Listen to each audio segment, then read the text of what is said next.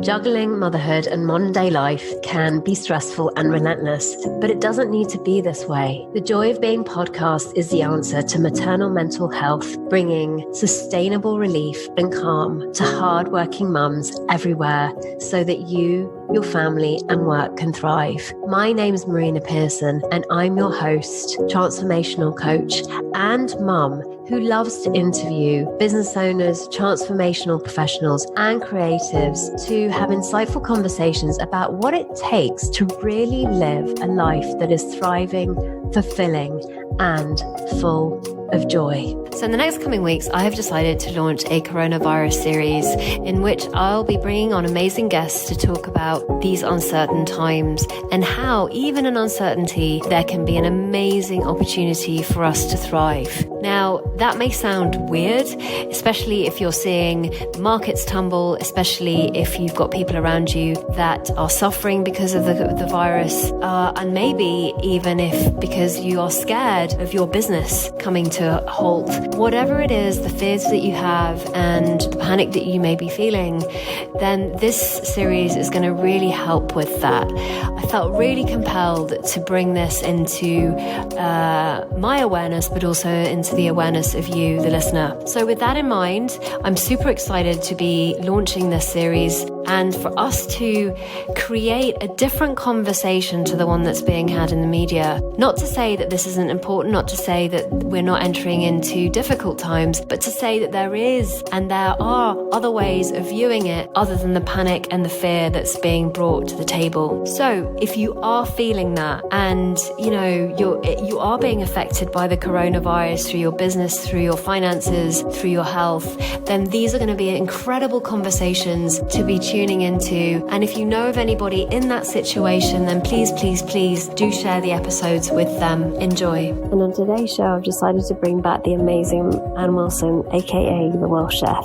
I reached out to her because I couldn't think of anybody else I would much rather interview than her to talk about all things money. I know that this is a big deal for a lot of people at the moment, and I have found myself going into fear too. There's certain aspects of this economy that we're going into that actually have a direct effect, not only on those that I know around me, but also on myself and lots of loved ones. So I thought, this is such a huge topic and one that I know that she'll be able to bring a calming conversation to. So if you are wondering, oh my God, what the hell am I going to do? If you are someone whose business has been really affected by what's been going on, if you've seen your savings assets just throw themselves off a cliff in the markets, and you're wondering, hey, my God, and it's keeping you up at night and you really don't know what to do, then this is going to be an amazing episode for you. Answers a lot of those doubts. Enjoy. So welcome everybody, and on today's show, I'm so excited to have my beautiful mentor, colleague, friend, maverick, wonderful lady Anne Wilson back on the show to talk everything money related as the markets are going off a cliff, as people are worried, sick about their businesses and not knowing what to do next. If you're in the hospitality business, if you're in the travel industry, you would have felt this more than anybody. And as somebody who runs an Airbnb in the summer, well, hey ho, I'm sure that at some point I'll be feeling the repercussions of this. So I wanted to bring Anne on to talk about what's been going on and what we can do individually in our homes. So this isn't a highbrow conversation. This is really about bringing it back to something really simple that we can do to help us during this really difficult time. Hi, Anne. Lovely to have you here. Hello, my darling, and I love being called Maverick, and I love the fact that we're not doing highbrow, to hell with bloody highbrow. There's too much crappy highbrow. We need, this is real. This is about us, money, life, consumption, certainty. So thank you for having me back. I always just love our conversations together. So yeah, can't wait to dive in. So, there's a lot of talk now at the moment, like, I've lost all my money in the markets. I know, I went on the other day, I've actually turned my application off. In fact, I've rubbed it off my phone. And I'm like, I'm not going to look at this until probably next year, because it does look, I mean, literally 50K off my balance sheet. Boom. Yeah. And I'm like, okay. So what's your take on this? Because a lot of people say, oh, I've lost all that money, but that's not true, is it, Anne? Yeah.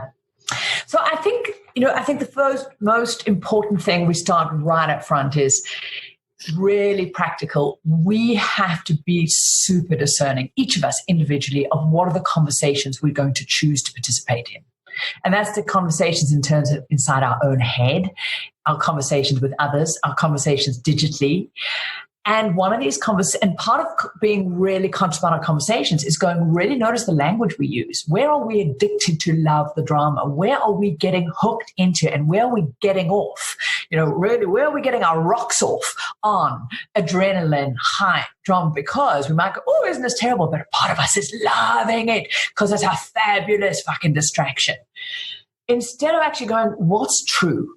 So when it comes to our financial markets, and especially when we're talking about the stock market, one of the great things about the stock market is it's highly liquid. What does that mean? We can buy and sell in a heartbeat, in an instant. We can get instant valuations.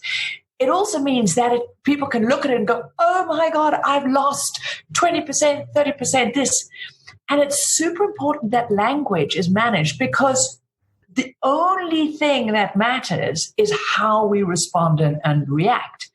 And nothing is lost. We've got to really understand with our assets and our portfolio valuations, they are just moment by moment valuations saying right now, if you chose to buy or sell these specific holdings, these shares that you have, remembering that on the stock market, we are actually holding businesses. This is the price. And so that moment-by-moment valuation is just exactly that. It's just a little moment in time. And so to use the word we've lost is just going to trigger our nervous system, get our limbic brain lizard doing the Macarena. And so we haven't lost anything unless we start responding from fear and do something really stupid, which is sell out of fear. So this conversation, I think, is so important, being really clear and go, oh, fascinating. Right now, the valuation of my portfolio, which is in another minute is going to be a different story. And this is why, we can talk about what are some of the money rules we have, because really understanding that our emotional brain, our limbic brain, the responsive brain is not a good driver of our wealth bus. No. So the only way we lose is if we react and we sell. And for those of us who've understood how the markets actually work, remembering that we're buying and holding shares in great companies around the world, that in 6 months' time, a year's time, 18 months' time, we'll look back and go, wow, aren't I so glad I really mastered my emotional intelligence and I protected my money from me by being consistent, by not reacting, by, some of the things we can, what are some of the practical things we can do. But the most important thing is control the conversation in our own heads. And also, you and I, obviously, I've been working with you for the last 3 years, but mainly it's been about consistency and being able to contribute every single month into index trackers that you have. Yeah. Mm-hmm. And so, I think there's almost 3 fundamental principles, and we can expand on some of the others where we are. But the first thing, so much what's happening right now is about our humans'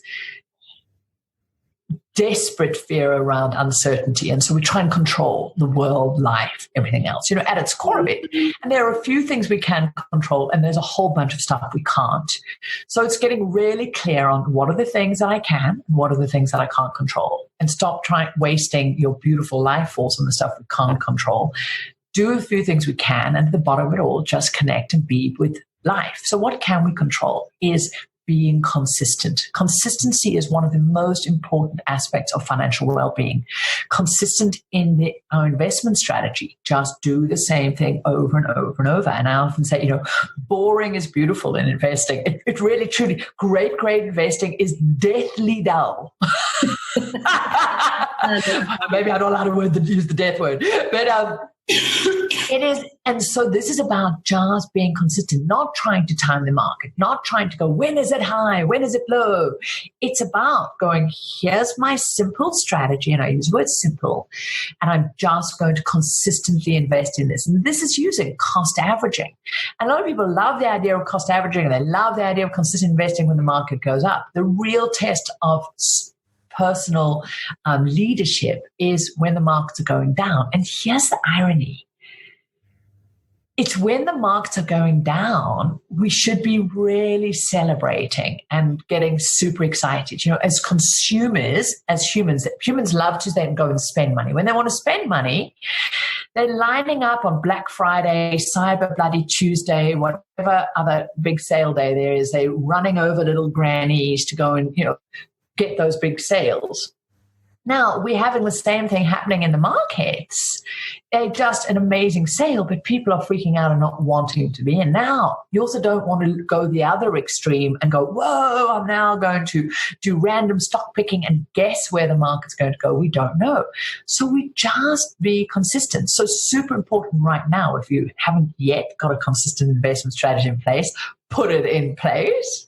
And we'll share a great free training that I've got for everyone to understand, what that is. And then just stick, either get an investment strategy in place, and then every single month you're doing a consistent contribution into a set of these index trackers, which comes to the next part of this consistency. I love index trackers because what an index tracker is, it's a bundle of investments that you buy, or a bundle of shares in companies through a single investment. And the index tracker literally just chooses and puts in that bundle the top performing companies in any specific market that you choose. So why that is relevant is none of us know where this big tumultuous change is going to end up, where it's going to stabilize out. And that's really important because some people are trying to guess, this market or that market. What we do know for certain is structurally things as we know it will change. Some of the way of working will change. Some businesses are going to be decimated and devastated by it. Others are going to thrive in it because that is what happens in change and transition. It's just happening really fast. So with an index tracker, it's automatically self-optimizing. So companies that are not going to survive or going to struggle through this change will drop out of the index, and those that will thrive will go into the index. So if we just keep buying index trackers consistently, we're automatically ensuring that we are actually investing in the better performing businesses. And so this is where we really get consistency in a simple strategy is the greatest wealth resilience resource we have. That's amazing. And it just makes so much sense. When we remain grounded, it's just common sense, really, isn't it? Yeah. And I used to have a science teacher, I can remember him, and he always used to say, common sense is the least common thing amongst humans. There's the opposite of complicating everything. Yeah, we overcomplicate, or when we go to fear, it's very hard for us to remember that. And so, consistency is really important. And I think the next really important thing we can do is we look at our costs. Now, I often will speak about it's so important, and one of the things we can control in investing is our costs. A few things why, again, I love index trackers, but for us to be really discerning that we want more of our money working for us, not the financial industry. But right in any times of big transition, whether you're starting a new business, whether things are changing in your family life, or right now where there's a whole lot of uncertainty going on, what we each have control over is our consumption. What is the cost of our day-to-day life? And what a beautiful opportunity for us to declutter. I go, do a big detox on your spend. Slow down. I was about to swear. Is your It's an E, so you're right. It's explicit. So okay, cool. So it's I was going to, this is such a great opportunity for all of us to just slow the fuck down. In our emotional response in our side, but also just to go, okay, we are almost being forced to just go, let's look at our priorities. How do I consume? When we're spinning and out there and racing, it's very easy for us to neglect what I call the back end, where the money flows out, because we're so busy chasing the next deal or the hustle or the this or the that or life. But actually, here's such a beautiful opportunity to go, great, let me go and look at the cost of this thing called My Life Inc. How am I choosing to consume? What are the things that actually bring value to me? How can I get rid of those? What are other options that I have? How do we get creative? Because when we can lighten our financial load, the impact is way more. A lot of people are going to be losing certain income streams, revenue resources, and want to go, oh, how can I replace that income, or how can I get that income? But if we don't take this opportunity to actually lower our costs and use this amazing opportunity, we're not breaking some of the consumption cycles that don't serve. And every dollar or euro or pound or rand or Vietnamese dong or whatever it is that we happen to operate in, we can save by really decluttering our outflow is worth about 10. You see, my dog agreed. Worth at least 10 of the income earned. And so this is a beautiful time for us to also just go, how do we do that? And also around this whole aspect of costs, what better time for us to consume all of that stuff that we've had that we haven't been consuming. So all of those unread books on the shelf development, all of those digital courses we haven't done, at the back of the pantry, those tins of soup that have been sitting there. I think there's also such an opportunity for us to go, okay, great. How can I also consume what I already have under this whole lighten the load? And I think there's going to be a beautiful opportunity of consciousness around how we consume, and that directly relates to our costs. I love this, and I'm super excited. And actually, that was one of the things that I've been feeling recently, that I've been doing too much in the sense of spending. And so I've been like, oh, great. So these next couple of weeks, maybe month or so, the only who knows? Who knows? The only spend I really have is food. That's it. I'm not planning to go anywhere. I can't go anywhere, just to the supermarket. So that's the cost of petrol down. And the other consumption is really Netflix and little else. I mean, obviously there are, the cleaner can't come. So that's a cost that I no longer have to use, et cetera, et cetera. So I'm super excited. I think this is going to be the best month ever in terms of how much how little I've spent. So it's been a bit of a relief, actually. Yeah. To kind of go, oh, good. Well, that means that I don't have to go anywhere, do anything. And so on the other side, there's a lot of mums, for example, Anne, that are really, really, really worried about not being able to cope. Yeah. And one of the things that I've realized is that it's actually a breath of fresh air not to have to live the lifestyle that I have kind of self-imposed on myself, because I've been asked to come back in and restrict it. So I just got really excited by that. Yeah, one of the lovely principles that is often touted or spoken about in some of the decluttering circles is to start with the blank canvas technique, is to say, clear out a room 100%. Don't, just go, oh, do I need this? But it's to say, well, whether it's your side table, clear everything out and then consciously choose what goes back in.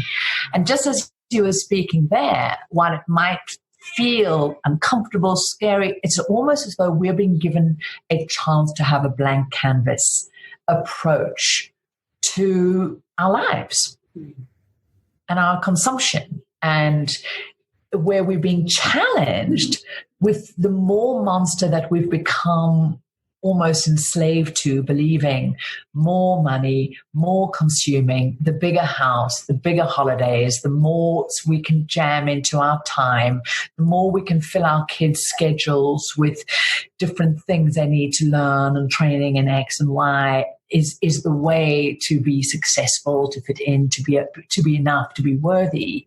We've almost been given this amazing opportunity that it's stripped it right back to go, wow, I can really be conscious to go, what do we bring back in? How do we sit with that blank canvas, notice what comes up, where does curiosity want to take us? And then as we transition, we're shifting. I'm getting my children are joining in today to show that we're all in this. But yeah, and I'm not in any way diminishing how challenging change is going to be, and for parents who's now got to have kids at home, home care, schooling, trying to still have economic activity, whether it's still trying to run work. I think there's also just such an opportunity for each of us now. How do we collaborate? How do we contribute? And I think there's almost a greater opportunity for real conscious connection and contribution using virtual, digital ways, to do that, because we're going to have to out of necessity. And so it's almost what's beautiful in some of these big times of transition. It strips away the frivolous. And when we have a choice, we can either go into fear or we can go into creative contribution. So we can go and buy a new roll and pasta. Or, I've just realized I'm talking about what we're consuming. I developed a little bit of an addiction. I'm a late starter in the crochet world, but I've got addicted to crocheting, and I taught myself with YouTube, and I love it because from a mental point of view, different sides. But I haven't been crocheting for a while, but I realized it triggered a little bit of addiction that I fell in love with all the pretty yarns and the colors and feeling them. So I would go off it and buy these yarns, and I've got quite a stash of yarn around. So I'm also going, hey, there's time for, what are the crafts? What are the things that maybe we're stashing around? So I saw a lovely meme of crochet toilet paper. So who knows? Maybe I could create a whole new business there. Brilliant. Love it. So Anne, in terms of, we've got consistency, consumption. We've got costs. What else? And then I think that the other big C, which has always been in our investing world, is contribution. The key thing in the whole framework of wealth, I often talk about the 5 recipes for wealth, which is about how do we manage our money? So that's management and leadership. Are we clear what we even want? The next key recipe is getting assets working for us. So we have this framework, we have this robust framework of assets that can actually do the earning and grow. And we need these multiple streams of income. If anything, this is showing us we need to have multiple sources, because the world, she is a-changing. And that model of a job for life, that died years ago. I mean, literally like decades ago, but most people are still caught in that model. Well, the system still asks, what's your occupation?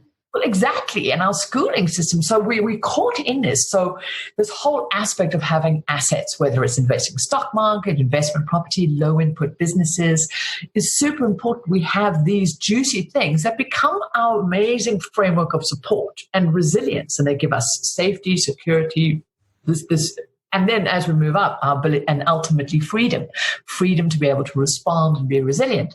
But it's super important that we are contributing into building up that framework. And that starts is how much of the money we earn and bring in from businesses, jobs, are we putting into assets? How much of our energy are we contributing towards creating assets through things like digital business or providing value, really even understanding what an asset is, and how much are we contributing of our energy. And this really is a big determinant, because we get to control that, where we direct those forces. There's a lovely personal development phrase, energy flows where focus goes. And so this is also where are we focusing, and then allowing our contribution of our energy, our time, and our money to, are we contributing to the frameworks that are actually going to be support us, or are we contributing to fear? And are we contributing to the things that will just eat at us and not support us? So this contribution and consistency of that contribution, so from a pure money aspect investing, keeping that regular contribution going into your investments, into your assets, and actually right now looking at, is there a way for us to top up that contribution right now, knowing that we've got a big juicy sale on. So while we're looking at squeezing the juice and some cost reductions, can we actually be increasing that regular consistent investment? Because when we look back in 2 years' time, 18 months, those of us who've been able to do that are really going to be the ones who are going to have this massive expansion in our net worth because of what we do in these times. Love that. So it's a bit, it's once again, this comes to mind is, are we into it for instant gratification, or are we into it for the long haul and understanding what we need to do for the long haul, instead of, going, oh my God, I'm just feeling something and I have to do something now. I just want to appease the scratch or the pain or the fear, so that reacting. And we've often spoken about this, are we playing the long game or the short game? In every aspect of our life, and the short game can feel easier in the moment because it can be very reactive, responsive. We can get that sugar hit, that dopamine hit, that whatever it is. The longer game takes more emotional stability. It takes more consciousness, because we actually have to move up in consciousness. Pessimism, and I'm not being judgmental in that, but actually the limbic brain, I've got my support team who just like the chorus, who like goes, yay, yay in the background when they think I'm sharing something profound. But that's the story I'm going to stick with. But hey, pessimism is a very lower energy emotion, and it's an automatic emotion for humans. To actually choose to focus on creativity, solution, pessimism does require more energy. And so we've got to elevate that, and it's a choice. So maybe that is the fourth one, is really we have to choose what we are going to focus on and what we are going to choose to see and be in this. And that choice has to be conscious, because if we just react and respond, as you said, that knee-jerk, it very seldom is pretty in the long run. I guess it's a bit like what comes to mind is... thinking, oh, if I just have this little bit of chocolate now, it won't matter. But then you have a little bit of chocolate. No, Marina, chocolate doesn't count. Sorry, I'm joking. And then suddenly, months later, you're like, oh my God, how did I put on so much weight? Yeah. So it's almost like not understanding how the now affects the future. Yeah, absolutely. So wherever you want to go now. So for those of you, but I had to deal with my 5-year-old son again. There's going to be a lot of podcast episodes, I think, in the next coming weeks where I'll just be like, oh, and yes, I had to go in and deal with that moment. We've talked about consistency, consumption, or the costs, contribution. And there's also another element to this, which I'm seeing more and more. It's something I wanted to talk about on my live today, which is creativity. Because that's something that we have that we're built to create, right? Absolutely. Oh, I love that. And I think when we really get that is what resilience is about, responsiveness, and actually trying to control is not what humanity is about. Actually, being responsive and creative in response to the changing world, which in truth is changing every single moment. That is what life is. Life is consistent change. And then our creativity on how do we do this beautiful dance with it is the most invigorating, wealthiest aspect of the joy of living and the joy of being, And So, yeah, creativity. And I think it's being creative to how do we respond in our businesses, in our families, in our life is going to be the truest. This is going to be the greatest tool we have. And it's something that's actually naturally within each of us. Mm. How do we be creative with managing the kids at home under feet while you're trying to run the business? How do we be creative with how we consume? How do we be creative with ways of doing business? We're seeing huge corporates having to be creative. How do we change this unconscious model that everybody's just assumed that this is the way the world has to work? And how do we use this time creatively to go, wow, can we actually transform this to have better conversations, to have better a relationship with the earth, with side? And I think when we can bring our creative juices to real solution and problem solving, but also opportunities. Often we'll think about this as just problem solving, but what about opportunity creation, which is huge? And I think creativity is the juiciest and free resource we all have available to us in abundance. Because there's something to be said for reinvention, and in times of transition, change. And, as you mentioned earlier on, there are businesses that will make this. There'll be other businesses that will rise. There'll be businesses that are made specifically for this. Like in the last recession where we had like the Ubers, the Airbnbs of this world that came about because of something that needed to be newly expressed in because there were things that just weren't working. And I think we've got so many amazing resources and tools that many people just don't even know about. And so maybe with creativity is, I think that maybe the greatest opportunity we're being all called to is contribution. I know we spoke about our contribution to ourselves, but contribution for others, where we have resources for those of us who know how to run digital businesses, how to have these conversations virtually. How do we share that? Sharing with somebody how to have a Zoom call. So whether it's not just for their business, but if it's to make sure we stay connected with the grandparent who maybe can't get access to. How do we actually use the extraordinary tools that as humans we've created as enablers of connection, not isolation, and of community, not separation, of connectedness in a world where the irony again, we look at this, we've gone through this crazy swing, almost quite fascist, of separatism, let's build walls. And now we're being shown, yes, there might be a physical isolation, but how do we use these tools to actually create a whole new set of community, conversation, compassion, connection? And I think for those of us who have already the skills of virtual working, digital connection, community creation, really being called to how do we share those resources and create a whole new conversation of opportunity. Yeah, I today in one of the Facebook groups that I'm part of, there were a couple of people that said I'm going to take the day off to really focus on how I can help everybody in this group.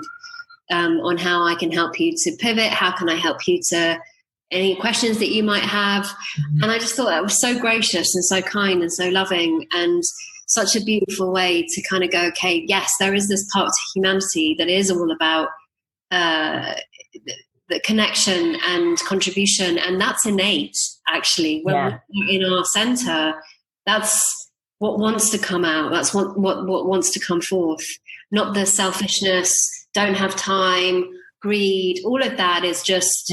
self-protectionism. Yeah. And it's as though, I think, it's times like this where we're really called to, and use maybe an overused phrase from Gandhi, be the change we want to see. When everything's rolling along pretty smoothly and average and as consistent in the way we like it, it's easy for us to talk about gratitude, about contribution, about compassion, about being consciousness, about emotional intelligence, around personal empowerment.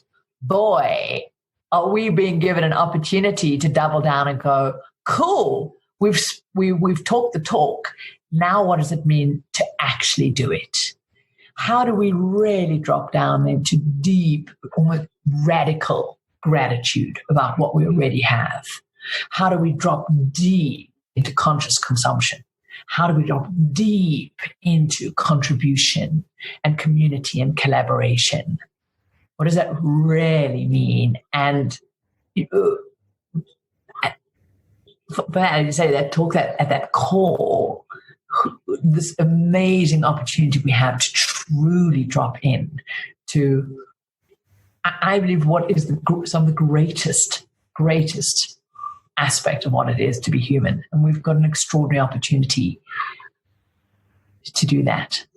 And so I know that yesterday on our calls, we talked about another C, which was contingency.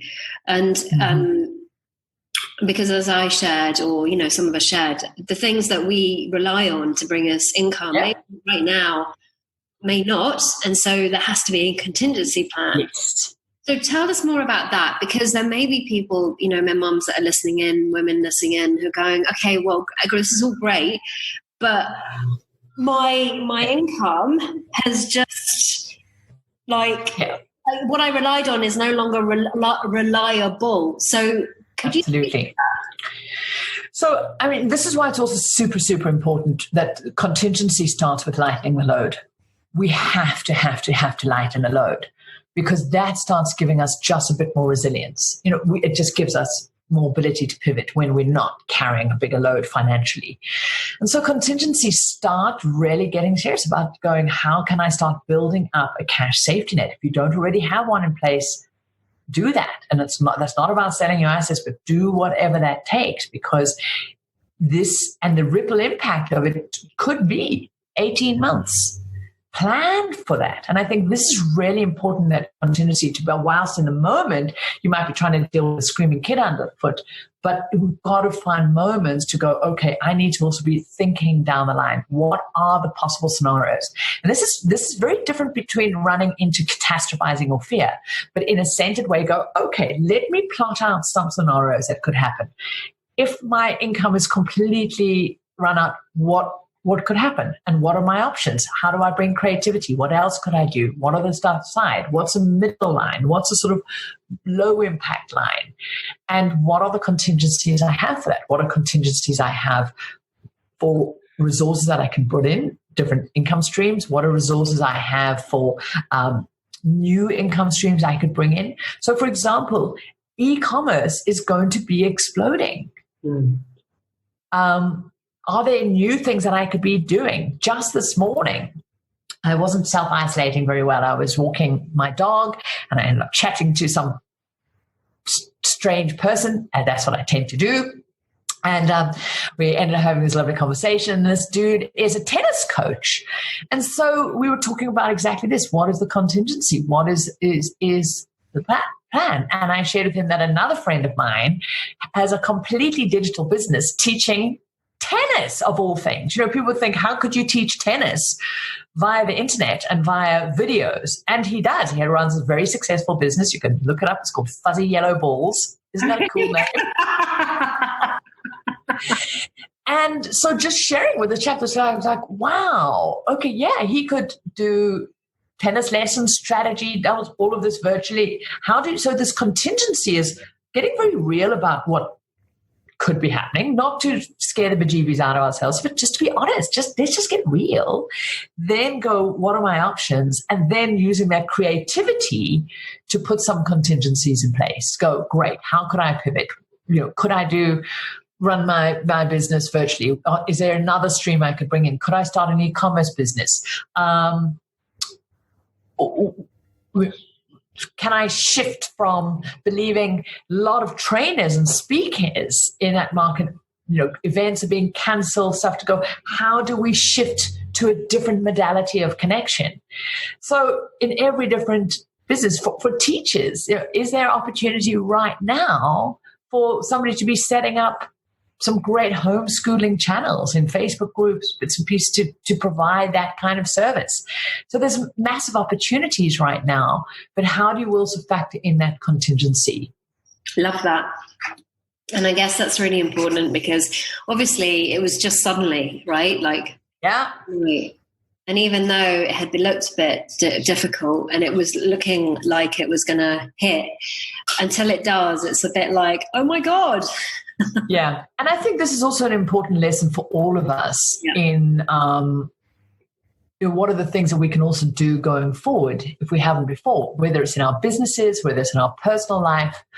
Often when I take people through a well-designed portfolio, people go, well, Anne, why do I want to hold gold? Why do I want to hold that amount of cash? I want everything in that high burning side. Whoa, my business is doing this. I'm just going to put everything in there. And I go, that's great when your business is doing that. But the reality is things change exactly as we're seeing now. And so part of contingency is having diversification, having different assets working. And then you might say, well, Anne, that's great. The horse is bolted. Nice we have this conversation now. But this too shall pass. And how are we going to use the lessons from now for our future? And are we going to stop trying to chase one thing, often I'll say, there's that lovely phrase, don't put all your eggs in one basket. Well, many people don't just have all their eggs in one basket. They've only got one damn egg. Yeah. And so it's about how to have multiple baskets and multiple eggs. And some of those eggs are going to be boring as hell. Yeah. And some of those eggs are not going to do anything for years and years and years on end. We've had very low interest rates. We still do environments so people haven't want to hold cash. They haven't want to hold gold because it's just done nothing. Go, oh, and that's too boring. Because it's for times like this, we understand that, oh, that's why we have some of those things. That's why we have a cash safety net to catch us. And we design in contingency planning. So I guess it's more about a resilience plan more than anything else. Yes. Yeah. In times like this. And the thing that came to mind when you were speaking was the sense that it's really about planning and being able to actually take a look at what we've got and what we haven't. What was interesting? I was at a mums in business networking group here in Javier not so long ago. And I was sharing the story around, signing up to your course, and then because of this, not knowing where I was, deciding to go straight in and doing two weeks sitting there on my bum doing the work to actually find out how much I'd actually spent the year before, and did my inflow and outflow sheets. And just to sort of see where I was at.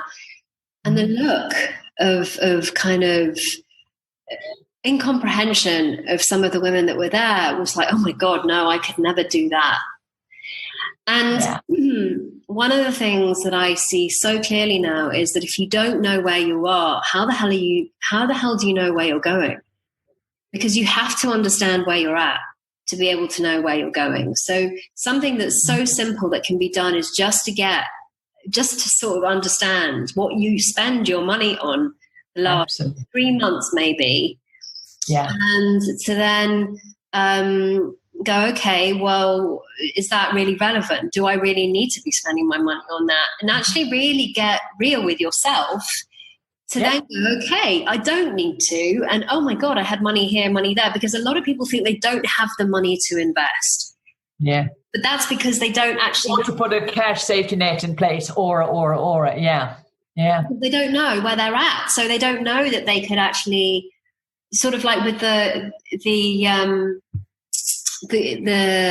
aqueducts sort of redirect the money flow. So rather than spending the money on maybe a membership they didn't even know they had, they could use that to put somewhere else. And to start building that cash safety net, to start building that emergency fund, to start building to put money back into the investments and so forth and so on, because it doesn't actually, because a lot of people think, right, that you have to have lots of money to invest in these index trackers, but that's not true. £25 a month, 50 euros. Actually, in many platforms now, they're going to what are called fractional units. So you can do it from $1. Right. Wow. About, really changing it. And I'm so thrilled you brought this point up, because I think in times like this, it comes back to choosing where our focus is going to be. And, we were chatting just before we sort of jumped on, going, there is so much noise going on that also part of that choice is muting some of the channels, which are just full of fear and noise and stuff, because they consume our energy, they consume our resources. And instead using that time to get clear. Clarity gives us power. Get clear on what are our expenses? Where is that money going? What do I really need? I love the fact, thank you for bringing this up, because maybe that's the biggest C of all. Also get clear on what's true and what isn't. Get clear on where are we getting caught into just hype and fear. Because for me, I think the thing that sits as heavy on my heart, the biggest devastation is not the virus. The biggest devastation is going to be a lot of the very, very, very knee-jerk fear-based responses that many people are making right now, that the long-term implication of those, the devastation, is going to last for a long time. And so just clarity and calm. As we said right at the beginning, maybe you're going to have to call this podcast Just Calm the Fuck Down. Just get clear on where your money's been going, get clear on what is true, get clear on what options we have, and don't fight those that you can't, and get clear on what is important and what do you really value, and strip away the rest. And the final one is chocolate. 70% or above is very, very good. I think it's an immune boosting. Isn't it a superfood? It's a superfood, yes. So everybody else can have the toilet paper, because there's millions of people that have for centuries realized that a good soap and water does the job, and I'll take the chocolate. I'll hold chocolate over toilet paper any day. Well, thank you so much, Anne, for sharing your wisdom and for coming on the call to bring sort of calm to the money and economic side to our lives. Because I think that this, as well as our health, and I did a one yesterday talking about our immune system and actually why the hell governments aren't focusing on that, versus just focusing on the symptom of something else, us not looking after ourselves. Once again, this is, a different conversation to the one that I think most people are having. So thank you for coming on, and thank you for adding so much value. Now, if somebody wants to go, okay, great, I've listened to everything you've said today, yeehaw, and this is great. Now what? Now what do I do? Okay, fine. I can look at my expenditure, my costs, my contributions. So, Marina, for your fabulous tribe, so I've got a great resource, a free resource. It's a webinar, it's a training. I call it the Roadmap to Freedom.